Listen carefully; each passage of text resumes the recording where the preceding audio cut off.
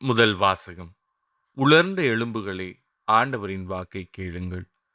என் மக்களே, உங்களை உங்கள் கல்லறையினின்று மேலே கொண்டு வருவேன். இறைவாக்கினர் எசேக்கியேல் நூலிலிருந்து வாசகம். அதிகாரம் 37 இறைவசனங்கள் 1 முதல் 14 முடிய. அந்நாள்களில் ஆண்டவரின் ஆற்றல் என் மீது இறங்கியது.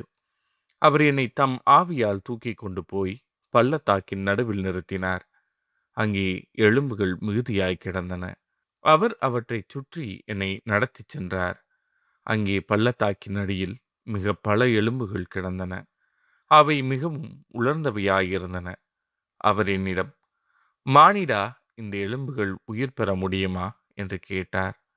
நான், தலைவராகிய ஆண்டவரே, உமக்குத் தெரியுமே என்று மறுமொழியளித்தேன். அவர் என்னிடம் உரைத்தது, நீ இந்த எலும்புகளுக்கு இறைவாக்கு உரை. உலர்ந்த எலும்புகளே, ஆண்டவரின் வாக்கைக் கேளுங்கள் என்று சொல். தலைவராகிய ஆண்டவர் இந்த எலும்புகளுக்கு இவ்வாறு கூறுகிறார். நான் உங்களுக்குள் உயிர் மூச்சு புகச் செய்வேன். நீங்களும் உயிர் பெறுவீர்கள். நான் உங்களை நரம்புகளால் தொடுப்பேன். உங்கள் மேல் சதையை பரப்புவேன். உங்களை தோலால் மூடுவேன். பின் உங்களுக்குள் உயிர் மூச்சு புகச் செய்வேன். நீங்களும் உயிர் பெறுவீர்கள். அப்போது நானே ஆண்டவர் என அறிந்து கொள்வீர்கள். எனவே எனக்கு கட்டளையிட்டபடி இறைவாக்கு உரைத்தேன். நான் இறைவாக்கு உரைக்கையில் உராயும் ஓசை கேட்டது. ஒவ்வொரு எலும்பும் தனக்குரிய எலும்புடன் சேர்ந்து கொண்டது. நான் பார்க்கையிலேயே அவற்றில் நரம்புகள் ஏற்பட்டு சதை தோன்றி தோல் அவற்றின் மேல் மூடியது. ஆனால் அவற்றில் உயிர் இன்னும் வரவில்லை. பின்னர் அவர் என்னிடம், உயிர் மூச்சுக்கு இறைவாக்கு உரை. மானிடா, இறைவாக்கு உரைத்து உயிர் மூச்சிடம் சொல். தலைவராகிய ஆண்டவர் கூறுவது இதுவே. 4 காற்றுகளிலிருந்தும் உயிர் மூச்சே, வா. நீ வந்து கொலையுண்ட இவர்களுக்குள் புகு. அப்பொழுது இவர்கள் உயிர் பெறுவர். எனவே அவர் எனக்கு கட்டளையிட்டவாறு இறைவாக்கு உரைத்தேன். உடனே அவர்களுக்குள் உயிர் மூச்சு புகுந்தது. அவர்கள் உயிர் பெற்று காலூன்றி மாபெரும் படைத்திரள் போல் நின்றனர். அவர் மேலும் என்னிடம் கூறியது, மானிடா, இந்த எலும்புகள் இஸ்ரேல் வீட்டார் அனைவரையும் குறிக்கும். அவர்களோ, எங்கள் எலும்புகள் உலர்ந்து போயின. எங்கள் நம்பிக்கை அற்றுப்போய்விட்டது. நாங்கள் துண்டிக்கப்பட்டு விட்டோம் என சொல்கிறார்கள். எனவே இறைவாக்கு உரைத்து அவர்களிடம் சொல். தலைவராகிய ஆண்டவர் கூறுவது இதுவே. என் மக்களே, இதோ நான் உங்கள் கல்லறைகளை திறக்கப் போகிறேன்.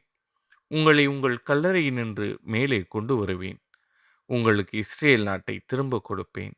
அப்போது என் மக்களே, நான் உங்கள் கல்லறைகளை திறந்து உங்களை அவற்றிலிருந்து வெளிக்கொணர்கையில் நானே ஆண்டவர் என்பதை அறிந்து கொள்வீர்கள். என் ஆவியை உங்கள் மீது பொழிவேன். நீங்களும் உயிர் பெறுவீர்கள். நானும் உங்களை உங்கள் சொந்த நாட்டில் குடியமர்த்துவேன். ஆண்டவராகிய நான் உரைத்தேன். நானே இதைச் செய்தேன் என அப்போது அறிந்து கொள்வீர்கள் என்கிறார் தலைவராகிய ஆண்டவர். இது ஆண்டவரின் அருள்வாக்கு. இறைவா, உமக்கு நன்றி. பதிலுரை பாடல். ஆண்டவருக்கு நன்றி செலுத்துங்கள், ஏனெனில் அவர் நல்லவர். என்றென்றும் உள்ளது அவரது பேரன்பு. ஆண்டவரால் மீட்படைந்தோர், எதிரியின் கையினின்று அவரால் மீட்கப்பட்டோர், கிழக்கினின்றும் மேற்கினின்றும் வடக்கினின்றும் தெற்கினின்றும் பல நாடுகளினின்றும் ஒன்று சேர்க்கப்பட்டோர் சொல்வார்களாக, ஆண்டவருக்கு நன்றி செலுத்துங்கள், ஏனெனில் அவர் நல்லவர். என்றென்றும் உள்ளது அவரது பேரன்பு. பாலை நிலத்தில் பால்வெளியில் சிலர் அலைந்தே திரிந்தனர். குடியிருக்குமாறு ஒரு நகருக்குச் செல்ல அவர்கள் வழி காணவில்லை. பசியுற்றனர், தாகமுற்றனர், மனச்சோர்வுற்று களைத்து போயினர். ஆண்டவருக்கு நன்றி செலுத்துங்கள், ஏனெனில் அவர் நல்லவர். என்றென்றும் உள்ளது அவரது பேரன்பு. தம் நெருக்கடியில் ஆண்டவரை கூவி அழைத்தனர். அவர்கள் குற்ற துன்பங்களிலிருந்து அவர்களை அவர் விடுவித்தார். நேரிய பாதையில் அவர்களை வழிநடத்தினார். குடியிருக்கும் நகரை அவர்கள் அடையச் செய்தார். ஆண்டவருக்கு நன்றி செலுத்துங்கள், ஏனெனில் அவர் நல்லவர். என்றென்றும் உள்ளது அவரது பேரன்பு. ஆண்டவரின் பேரன்பை முன்னிட்டு, மானிடர்களுக்காக அவர் செய்த வியத்தகு செயல்களை முன்னிட்டு அவர்கள் அவருக்கு நன்றி செலுத்துவார்களாக. ஏனெனில் தாகமுற்றோருக்கு அவர் நிறைவளித்தார். பசியுற்றோரை நன்மையினால் நிரப்பினார். ஆண்டவருக்கு நன்றி செலுத்துங்கள், ஏனெனில் அவர் நல்லவர். என்றென்றும் உள்ளது அவரது பேரன்பு. நற்செய்திக்கு முன் வாழ்த்துளி. அல்லேலூயா, அல்லேலூயா. ஆண்டவரே, உம் வழிகளை எனக்கு கற்பித்தருளும். உமது உண்மை நெறியில் என்னை நடத்தி எனக்கு கற்பித்தருளும். அல்லேலூயா. நற்செய்தி வாசகம். உன் கடவுள் மீது அன்பு செலுத்து. உன் மீது நீ அன்பு கூர்வது போல உனக்கு அடுத்திருப்பவர் மீதும் அன்பு கூர்வாயாக. மத்தேயு எழுதிய தூய நற்செய்தியிலிருந்து வாசகம். அதிகாரம் 22 இறைவசனங்கள் 34 முதல் 40 முடிய. அக்காலத்தில் இயேசு சதுசேயரை வாயடைக்கச் செய்தார் என்பதை கேள்விப்பட்ட பரிசேயர் ஒன்று கூடி அவரிடம் வந்தனர்.